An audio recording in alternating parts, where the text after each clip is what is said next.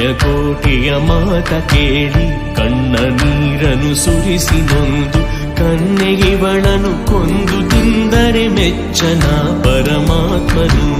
ಕನ್ನೆಗಿವಳನು ಕೊಂದು ತಿಂದರೆ ಮೆಚ್ಚನ ಪರಮಾತ್ಮನು.